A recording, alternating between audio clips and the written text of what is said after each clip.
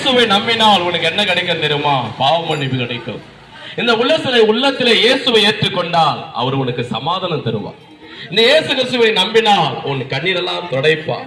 இந்த இயேசு கிறிஸ்துவை நீ விசுவாசித்தால் உன் பாவங்களா மன்னிப்பார். இந்த இயேசு கிறிஸ்துவை நீ விசுவாசித்தால் உனக்கு என்ன கிடைக்கும் தெரியுமா? மரித்த அந்த நித்திய ஜீவன் கிடைக்கும். ஏன்னா இயேசு கிறிஸ்து அதற்காக தான் அந்த பூமிக்கு வந்தார். வருத்தப்பட்டு பார சுமக்கிறீர்களே, நீங்க எல்லாரும் என்னிடத்தில் வாருங்கள், நான் உனக்கு இளைப்பாது தருகிறேன் என்று ஆண்டவராய் இயேசு கிறிஸ்து சொல்லி இருக்கிறார்.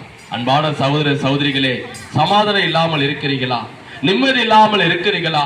வாழ்க்கையிலே கண்ணீரோடு நீ வாழ்ந்து கொண்டிருக்கிறாயா? வாழ்க்கையில துக்கம் இருக்கிறதா? உன் வியாதி சுகமாகாமல் இருக்கிறாயா? பாவத்திலிருந்து உனக்கு விடுதலை இல்லாமல் நீ வாழ்ந்து கொண்டிருக்கிறாயா?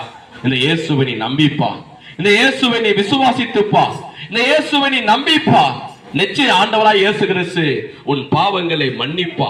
இந்த இயேசு கிறிஸ்து உன் வியாதியை சுகமாக்குவா. இந்த இயேசு கிறிஸ்து உன் கண்ணீரை துடைப்பா. இந்த இயேசு கிறிஸ்து உனக்கு சமாதானம் கொடுப்பா. இந்த இயேசு கிறிஸ்து உனக்கு நிம்மதியை கொடுக்கிற தேவன் அவர். இந்த இயேசு கிறிஸ்து உன்னை வாழ வைக்கிற தெய்வம் அவர். இந்த இயேசு கிறிஸ்து உனக்கு நன்மை செய்கிறவராக எங்கள் மூலியமாக இந்த வார்த்தை மூலியமாக உங்களோடு பேசிக் கொண்டிருக்கிறார். அன்பான சகோதர சகோதரிகளே, இயேசு கிறிஸ்துவிடத்திலே ஒரு பரிசேயர் ஒரு விபச்சாரம் செய்த ஒரு ஸ்திரியை கொண்டு வந்து நிறுத்தினார்.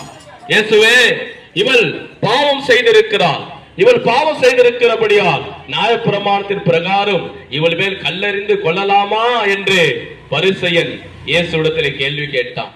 அது இயேசு கிறிஸ்து என்ன சொன்னா தெரியுமா? இவள் பாவம் செய்தாளா, நீங்க பார்த்துட்டீங்களா, கல்லெறிந்து கொல்ல போறீங்களா? சரி, உங்களுக்கு நான் ஒன்றை சொல்லுகிறேன் சொல்லி அவர் தரையிலே அவர் எழுதினார். அவர் சொன்ன நியாயப்பிரமாணம் சொல்லப்படுகிறது, பொய் சொல்லாது இருப்பாயாக என்று.